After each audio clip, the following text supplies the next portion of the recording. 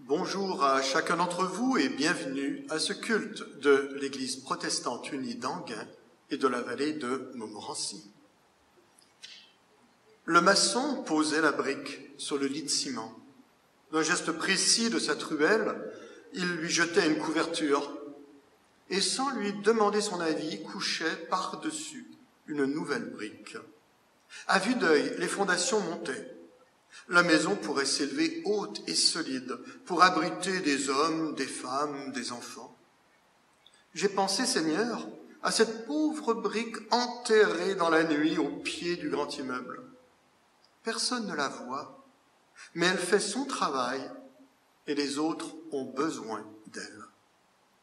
Seigneur, qu'importe que je sois au fait de la maison ou dans les fondations, pourvu que je sois fidèle, bien à ma place, dans ta construction. Car si la pierre disait « ce n'est pas une pierre qui peut monter un mur », il n'y aurait pas de maison. Si la goutte disait « ce n'est pas une goutte d'eau qui peut faire une rivière », il n'y aurait pas d'océan. Si le grain disait « ce n'est pas un grain de blé qui peut ensemencer un champ », il n'y aurait pas de moisson. Et si l'homme disait « ce n'est pas un geste d'amour qui peut sauver l'humanité », il n'y aurait jamais d'amitié et de paix sur la terre. Comme la maison a besoin de chaque pierre, comme l'océan a besoin de chaque goutte d'eau, comme la moisson a besoin de chaque grain de blé, Dieu se sert de nous, là où nous sommes uniques et quelque part indispensables. Alors, soyons des pierres pour les maisons, des grains pour la moisson. Le Seigneur nous attend. Dans chaque geste d'amour, il est le Dieu de l'espérance, de la confiance. Il a tourné son regard vers nous. Et je vous invite à la prière.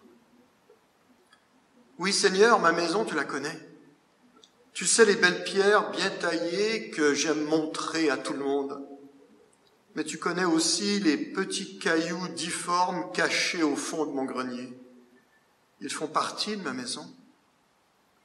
Aujourd'hui, je veux te les présenter, tous. Voici mes pierres de joie et mes pierres de souffrance, la pierre de mes combats et celle de tes absences.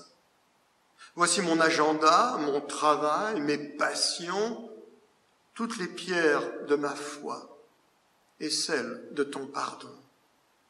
Les pierres de mes succès et celles de mes faillites, la pierre de mon péché, la quête de tes visites, les pierres de mes journées, mes paroles, mes silences, ma soif, ma fragilité, la pierre de l'espérance. Ces cailloux qui construisent les murs de ma maison, Seigneur, qu'ils s'éternisent en pierre de guérison. Et en cette période où nous venons de célébrer Pâques, je vous invite à chanter « Christ est vraiment ressuscité » sur un air du XVIIe siècle.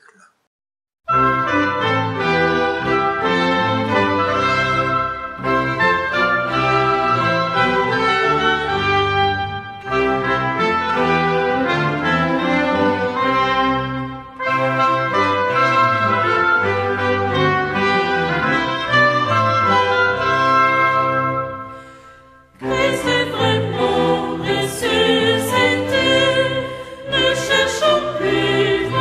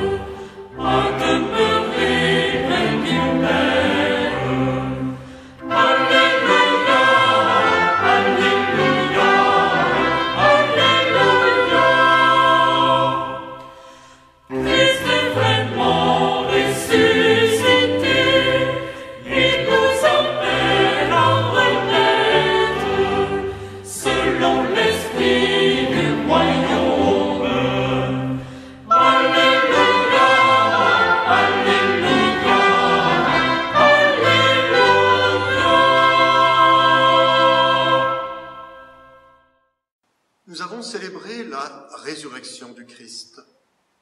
Il l'avait déjà annoncé à ses disciples à plusieurs reprises, mais ces derniers avaient eu beaucoup de difficultés à saisir ce que cela pouvait représenter.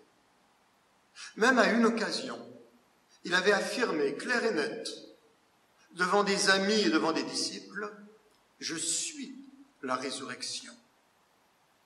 Dans l'évangile de Jean, il y a un certain nombre de miracles qui sont présentés. Ce sont avant tout des signes, quelque chose qui montre quelque chose d'autre. Jésus va nourrir une foule affamée et arrivera en disant « Je suis le pain de vie ». Il rendra la vue à un aveugle et il déclarera « Je suis la lumière ». Et dans un passage de l'Évangile, lorsqu'il va ramener un ami à la vie, lorsqu'il va ressusciter Lazare, il déclarera « Je suis la résurrection ». Lisons quelques extraits de cette grande histoire. Dans l'évangile de Jean, au chapitre 11, toute l'histoire se déroule des versets 1 à 46. Je n'en dirai que quelques extraits.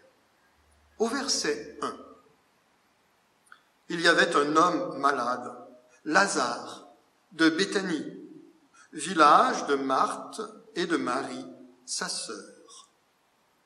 Les versets 5 à 8. Or, Jésus aimait Marthe et sa sœur et Lazare. Lors donc qu'il eut appris que Lazare était malade, il resta 2 jours encore dans le lieu où il était. Et il dit ensuite aux disciples, « Retournons en Judée. » Les disciples lui dirent, « Rabbi, les Juifs tout récemment cherchaient à te lapider, et tu retournes en Judée ?» Versets 20 à 27. Lorsque Marthe apprit que Jésus arrivait, elle alla au-devant de lui, tandis que Marie se tenait assise à la maison. Marthe dit à Jésus, « Seigneur, si tu eusses été ici, mon frère ne serait pas mort.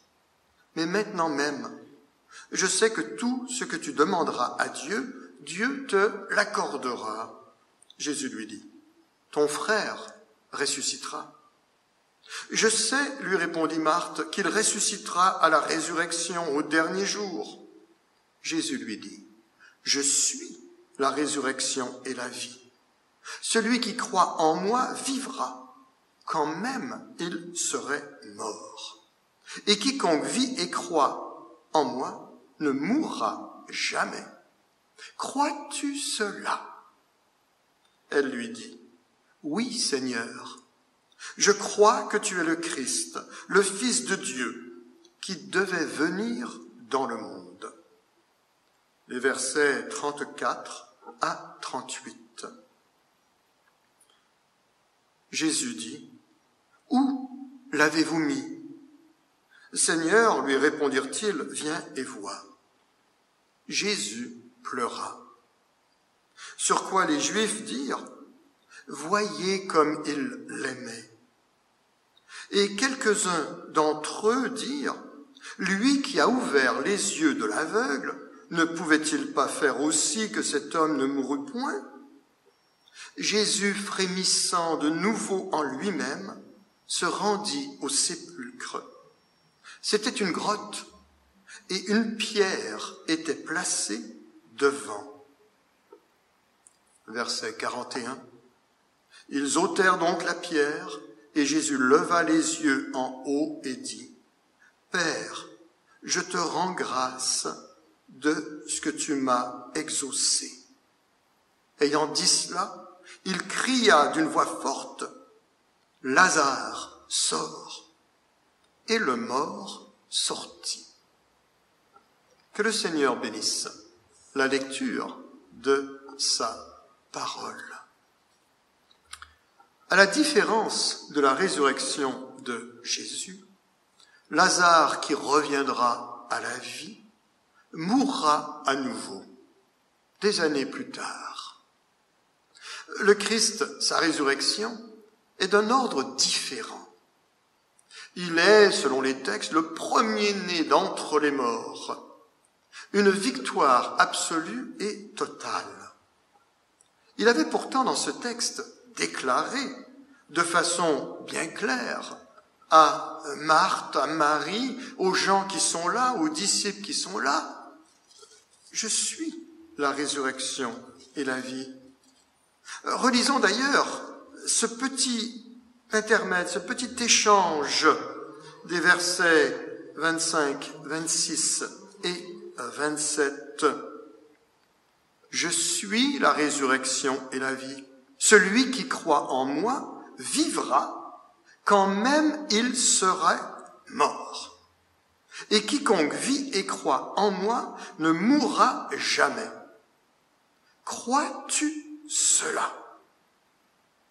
Elle lui dit, « Oui, Seigneur, je crois que tu es le Christ, le Fils de Dieu, qui devait venir dans le monde. » Il y a dans ces versets 25 et 26 une certaine ambiguïté qui me force à rappeler que dans le concept biblique, la mort n'est pas premièrement l'absence de signes physiologiques. La mort est la rupture de la relation avec Dieu et avec les autres. Et dans le contexte biblique, la vie n'est pas premièrement des signes physiologiques fonctionnels, un cœur qui bat, le souffle, le cerveau, mais une communion établie ou rétablie avec Dieu et avec les autres. Ainsi, ce texte prend toute sa force. Celui qui croit en moi vivra quand même il serait mort, et quiconque vit et croit en moi ne mourra jamais. Parce qu'il y a cette vie spirituelle qui transcende la mort physique. Elle ne nie pas cette mort physique qui peut être là, bien sûr, mais elle nous amène à un autre niveau de relation. Cette relation avec le divin, une relation qui, il faut le reconnaître, nous échappe. Mais là, Jésus pose cette question. Marthe, est-ce que tu crois cela? Crois-tu cela? Et si cette question est posée là à Marthe, elle peut être posée à Marie, elle peut être posée à tous les disciples, elle peut être posée également à chacun d'entre nous. Est-ce que vraiment tu crois cela? Est-ce que vraiment cette dimension spirituelle de l'être est présente? Dans l'ensemble de ce texte, il y a différents mouvements qui prennent place. Malgré le fait que Jésus aime, le texte le disait, et j'ai lu le verset, il aime cette famille. C'est là à Béthanie où il allait se reposer, c'est là où il va célébrer le dernier repas. Il aime Marthe, Marie, Lazare. Il va tout de même rester 2 jours de plus avant d'entamer le voyage de la région de Pérée jusqu'en Judée pour arriver finalement 4 jours trop tard. Alors qu'il les aimait, il aurait pu partir tout de suite à la course. Se pose peut-être la question, ou peut-être plutôt, parce qu'on n'a pas vraiment la réponse directe, ou plutôt l'interrogation pour chacun d'entre nous, que parfois le Seigneur ne répond pas tout de suite à nos attentes, à nos prières, à nos besoins, à nos requêtes, à nos demandes. Il y a quelque chose comme le temps de l'attente. Prendre le temps de voir, de discerner, sans trop savoir ce qui peut se passer. Ce temps de la patience, ce temps de l'espérance. Alors qu'il est en route, Marie, pour sa part, est assise dans la maison. Elle attend. Et il y a des chemins, les disciples sont là, des déplacements. Et Lazare, lui, il est immobile dans son tombeau. Et il y a également un jeu sur le temps. lorsqu'il arrive et qu'on va lui dire « Ah, si tu avais été là !» Nous sommes dans une lecture du passé. Tellement de choses auraient pu changer, tellement de choses auraient été différentes. Et lorsque Jésus affirme « Attends, il ressuscitera », alors là, la réponse est oui, on le sait, au futur, un jour, dans l'avenir, quelque part.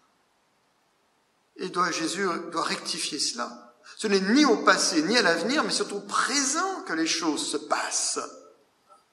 L'exemple de Lazare est un exemple du présent. Ressusciter pour nous est une réalité du présent. Vivre en ressuscité.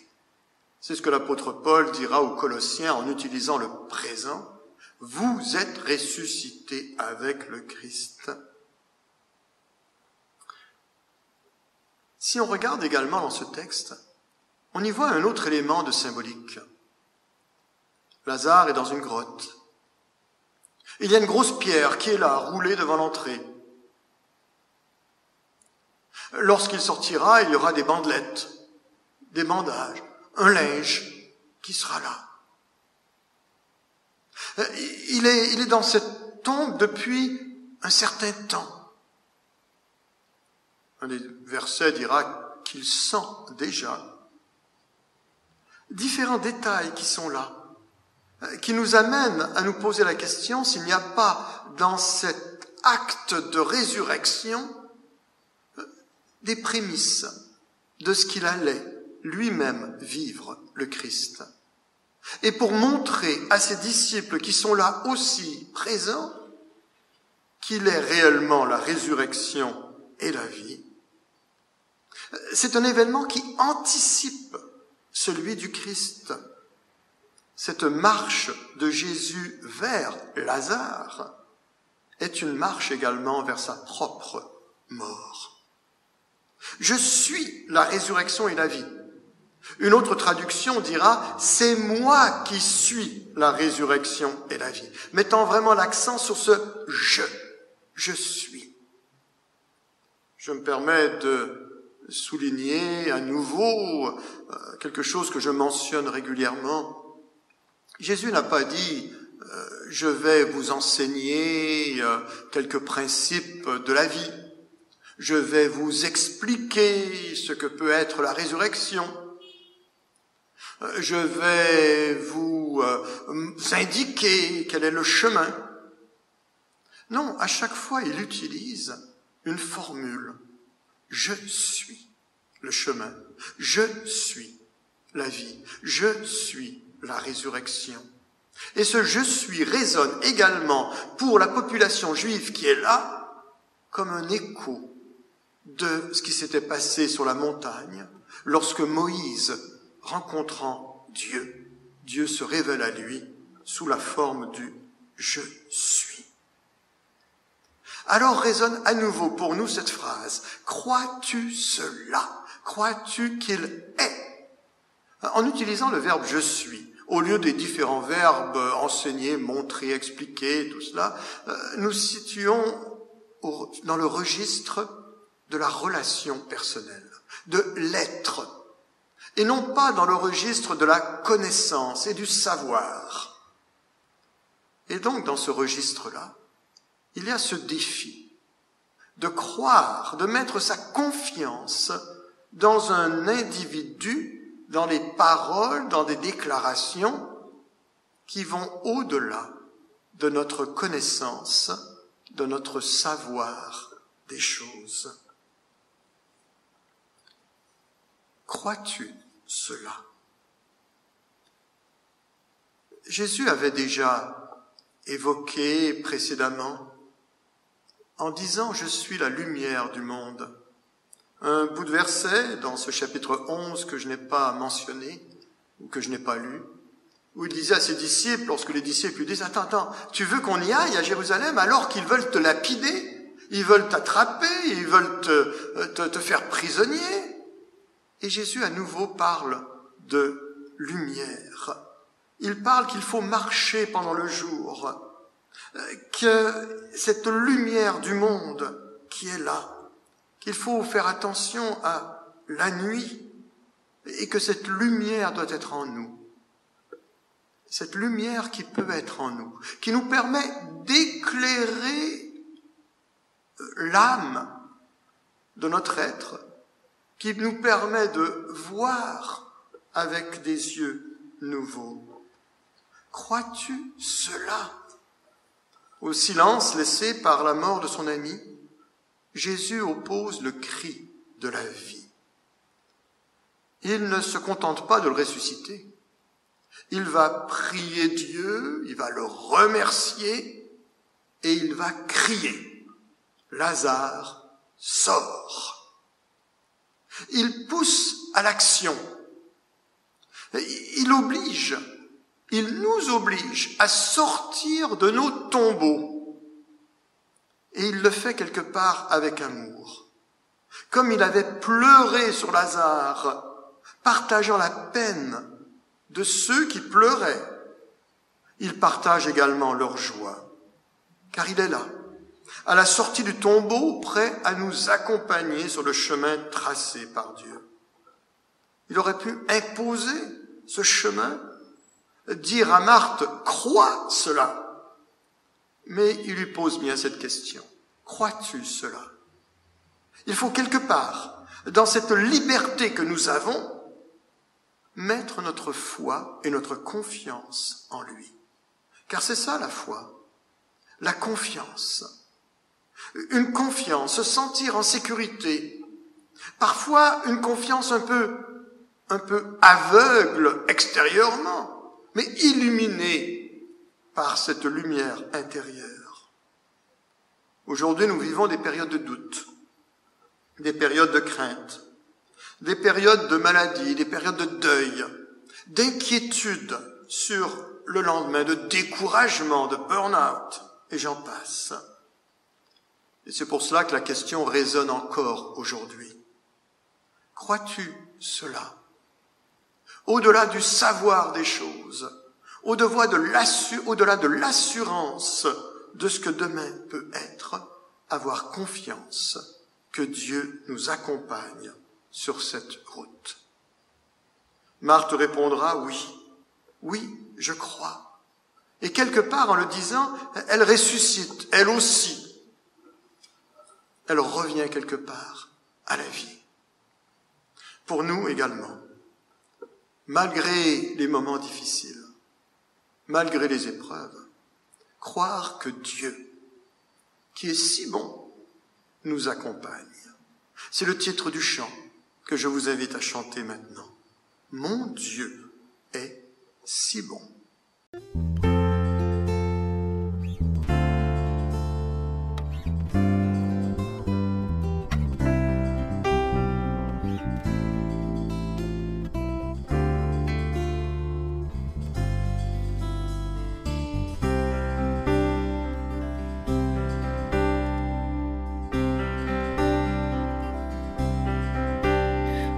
Dieu est si bon, il prend bien soin de moi.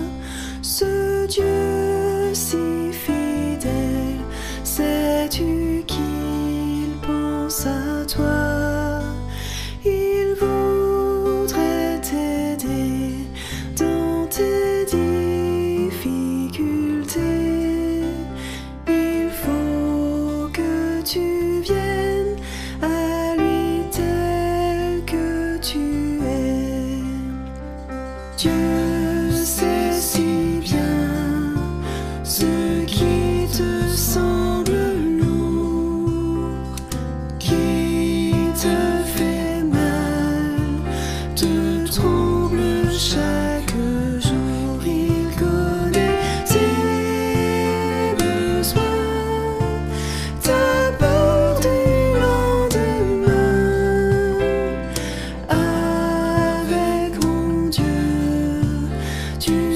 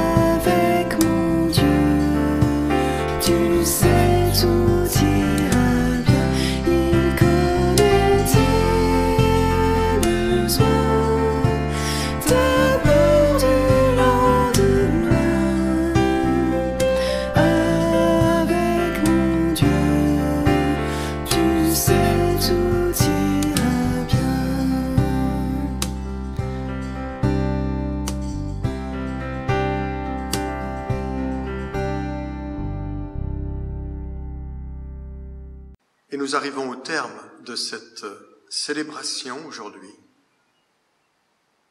Que l'on puisse à nouveau prier.